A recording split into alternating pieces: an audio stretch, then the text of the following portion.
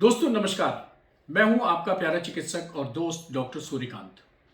हम आज बात करेंगे ओमिक्रॉन की। जी हां, कोरोना के नए स्ट्रॉन ओमिक्रॉन की खतरा कितना है। बहुत तरह की खबरें आ रही हैं कि ओमिक्रॉन बहुत खतरनाक है। दूसरे लोग कह रहे हैं ओमी संक्रामक जो तो बहुत ज़्यादा है लेकिन खतरनाक ज़्यादा नहीं है। आखिर हकीकत क्या है? तो दोस्तों मैं आपको बता दूं कि 9 नवंबर 2021 को पहला केस जो साउथ अफ्रीका में डिटेक्ट हुआ था वो अल्टीमेटली 26 नवंबर को उसका नामकरण हुआ ओ माइक्रॉन या ओमिक्रॉन। और ये ग्रीक भाषा का एक शब्द है जो 26 लेटर जैसे अंग्रेजी में होते हैं, 52 लेटर्स जैसे हिंदी में होते हैं, ग्रीक भाषा में 24 लेटर्स होते हैं। उनमें से एक ये 15वां लेटर है और इसका नाम है ओमिक्रॉन या ओ माइक्रॉन। और ग्रीक भाषा की मान्यता के अनुसार इस लेटर को बहुत ही क्रिटिकल माना जाता है और इसीलिए विश्व स्वास्थ्य संगठन ने इस स्ट्रेन को माना है बहुत ही क्रिटिकल और इसीलिए इसका नाम दिया है ओ माइक्रॉन या ओमिक्रॉन। अब आप देखिए कि पूरी दुनिया में जिस तेजी से फैला है, साउथ अफ्रीका से शुरू हुआ, पूरे यूरोप में, अमेरिका में, हमारे भारत में भी 16 से ज्यादा राज्यों में ये अपनी पैठ बना चुका है। तो ये चीज तो साबित हो गई कि इसकी संक्रामकता बहुत ज्यादा है, यानी प्रसार क्षमता बहुत ज्यादा है, लोगों को अपनी गिरफ्त में लेने की क्षमता बहुत ज्यादा है। लेकिन कितना खतरनाक है ये वास्तव में अभी कहना बहुत जल्दबाजी होगी। मैं आपको बता दूं कि अभी तक कोई बहुत ज्यादा इसकी मृत्यु दर नहीं देखी गई है, हालांकि मृत्यु हुई है, अब तो मृत्यु भी सामने आने लगी है। हॉस्पिटलाइजेशन, आईसीयू, वेंटिलेटर पे रखने की बात वो भी सामने आने लगी है। शुरू में कोई मरीज हॉस्पिटलाइज नहीं हुआ था, कोई मृत्यु नहीं हुई थी, लेकिन अब ये बात भी सामने आने लगी है। तो अभी थोड़े दिनों बाद और इसकी सही तस्वीर पैदा होगी। एक चीज और है, अब ये ओमिक्रॉन जो स्ट्रेन है, जो वेरिएंट है, ये थोड़ा थोड़ा और रूप बदल रहा है। अभी देखिए परसों खबर आई कि अमेरिका में जो ओमिक्रॉन है वो डेल्टा ओमिक्रॉन हो गया है। ओमिक्रॉन का भी एक और परिवर्तित स्वरूप हो गया है।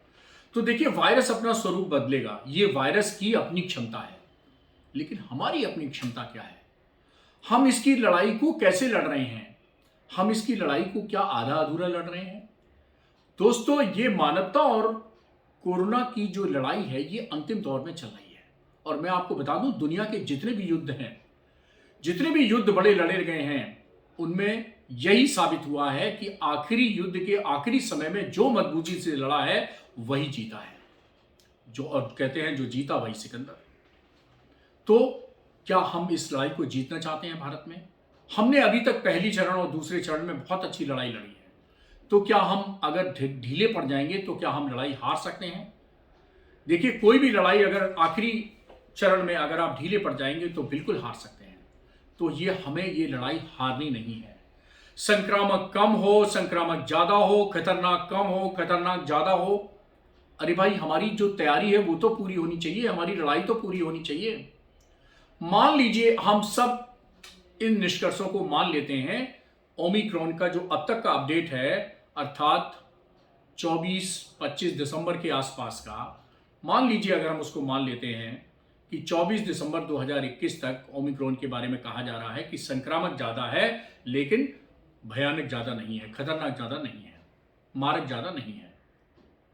तो भी अगर ये वायरस बुजुर्गों में चला गया, छोटे बच्चों में चला गया, गर्भवती महिलाओं में चला गया, दूध पिलाती मां बहनों में चला गया, ऐसे लोग जो पुरानी बीमारियों से पीड़ित हैं, जिनको डायबिटीज है, ब्लड प्रेशर है, हार्ट डिजीज है, कैंसर है, अस्थमा है, ब्रोंकाइटिस है या अन्य कोई क्रोनिक बीमारी है लिवर या किडनी की, अगर इनमें चला गया तो थोड़ा भी अगर खतरनाक है तो इनके लिए बहुत खतरनाक साबित हो सकता है।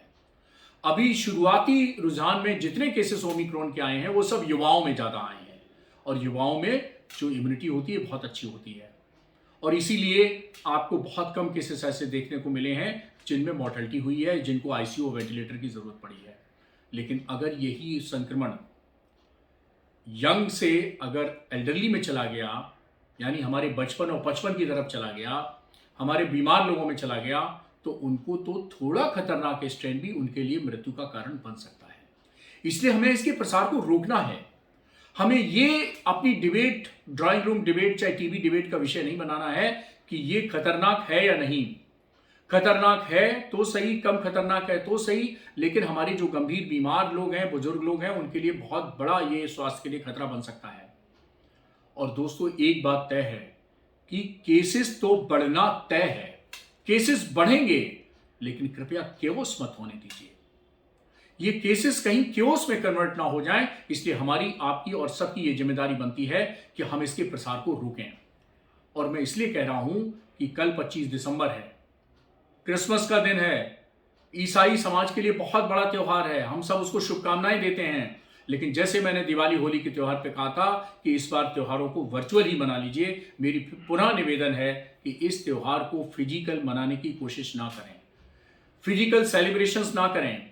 उसके बाद आपके जो ये वर्ष खत्म हो रहा है, न्यू ईयर सेलिब्रेशन शुरू होंगे, हम सब आप बहुत उत्साह से इस अंग्रेजी नववर्ष को मनाते हैं। कृपया इस बार ऐसा मत करिए। ये लड़ाई अंतिम दौर में चल रही है। हम पुरानी मार्च 2021 को याद करें। मार्च अप्रैल 2021 में डेल्टा वेरिएंट के कारण तबाही मची थी, हमारे देश में भी और उत्तर प्रदेश में भी। कृपया 2022 की मार्च अप्रैल में वो स्थिति रिपीट ना हो, इसकी तैयारी हमें दिसंबर 2021 से करनी होगी। और मैं आपको बता दूं कि अभी 18 वर्ष से नीचे के जो लोग हैं उनको एक को भी टीका नहीं लगा है। वो बहुत बड़ी संख्या है, 44 करोड़ की संख्या है जिसको अभी टीका नहीं लगा है। बिल्कुल असुरक्षित है। केवल इन्फेक्शन से जितनी इम्यूनिटी पैदा हुई है वही मौजूद है, लेकिन वो कितने महीने रुकेगी? वो तो धीरे धीरे वेंच हो जाएगी। देखिए, इम्यूनिटी दो ही तरीके से मिलती है, या तो इन्फेक्शन से या वैक्सीनेशन से, और धीरे धीरे वो भी कम होती है। तो इसलिए सबसे बड़ी जो हमारे पास हथियार है वो है सोशल इम्यूनिटी का, यानी कोविड अप्रोप्रिएट बिहेवियर का। यानी मिले तो नमस्ते करें, हाथ धोते रहें, मास्क लगाते रहें, 2 गज की दूरी बनाते रहें और भीड़ में जाने से बचें। ये मैंने कहा, मेरे 5 मंत्र हैं।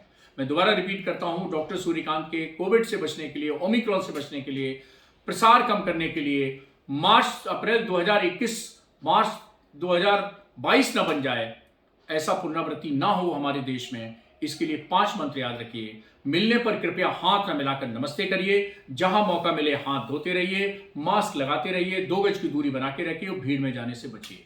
भीड़ मत जुटाइए, चाहे वो 25 दिसंबर हो, 1 जनवरी हो, मकर संक्रांति हो, कुछ भी हो।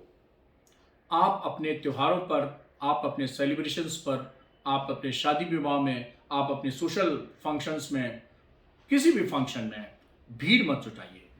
वायरस तलाश में है कि आप मास्क उतारें और भीड़ में जाएं। जी हां, उसको तलाश है। और ये अंतिम चरण का दौर है। जैसे मैंने कहा कि कोई भी युद्ध अंतिम चरण में कैसे लड़ा जाता है, यही विजय निश्चित करती है।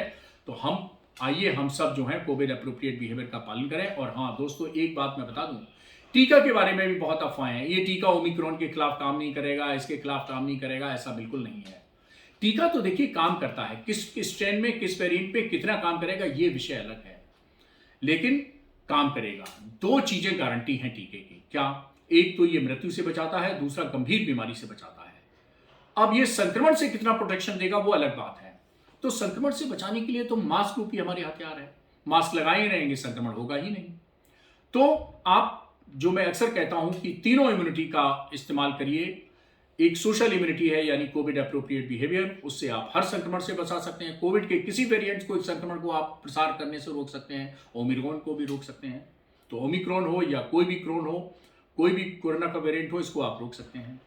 दूसरा बायोलॉजिकल इम्यूनिटी है, जो आप वैक्सीन लगाने से रोक सकते हैं, अपने अंदर इम्यूनिटी पैदा कर सकते हैं। तो जिन्होंने वैक्सीन अभी तक नहीं लगवाई है वो कृपया पहली डोज लगवाएं, जिन्होंने पहली लगवा ली है वो दूसरी डोज लगवाएं।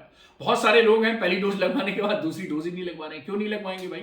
लगवाइए भाई। डॉक्टर सूर्यकांत ने जब पहले दिन टीका शुरू हुआ था देश में, तो पहले दिन डोज लगवाई थी, दोनों वैक्सीन लगवा ली।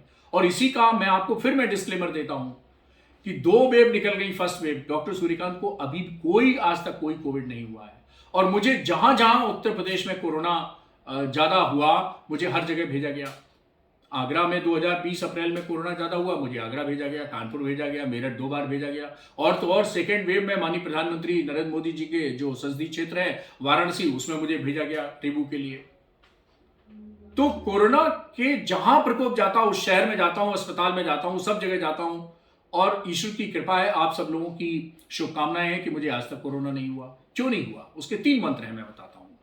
एक तो ये है कि कोविड अप्रोप्रिएट बिहेवियर का मैं पालन करता हूं, और दूसरा ये है कि वैक्सीन मैंने सबसे पहले दिन अपने किंग जॉर्ज मेडिकल यूनिवर्सिटी में पहले दिन पहला टीका लगवाया, तो आप भी वैक्सीन आगे बढ़ चढ़ कर लगवाइए। और तीसरी बात यह है कि कहीं भी भीड़ में आप जाएं तो लौट के पानी नहा लें, ये हो गया एक्सटर्नल सैनिटाइजेशन, स्टीम ले लें, ये हो गया इंटरनल सैनिटाइजेशन। और हाँ, अपने खान पान से अपनी जो जनरल इम्यूनिटी है वो भी मजबूत रखिए। फल खाते रहिए, हरी सब्जियां खाते रहिए, और थोड़ा बहुत योगा प्राणायाम करते रहिए। आपकी जनरल इम्यूनिटी भी बहुत अच्छी रहेगी। आप कोरोना ही नहीं, चाहे जो रोना आ जाए उन सब से आप बचे रहेंगे। तो हमारे 5 मंत्र कोरोना से बचने के लिए, ओमिक्रॉन से बचने के लिए, उनका पालन करते रहिए। और दोस्तों, खतरा अभी टला नहीं है। गंभीर हो, कम गंभीर हो, साधारण गंभीर हो ओमिक्रॉन, इससे कोई फर्क नहीं पड़ता है। हमारे बीमार और बुजुर्गों को थोड़ा गंभीर कोई भी कोविड स्ट्रेन भी उनके लिए घातक हो सकता है। इसलिए हमें इसको रोकना है, हमें इससे डरना नहीं है, हमें पैनिक नहीं क्रिएट करना है, लेकिन हमें इससे बचना है। नमस्कार।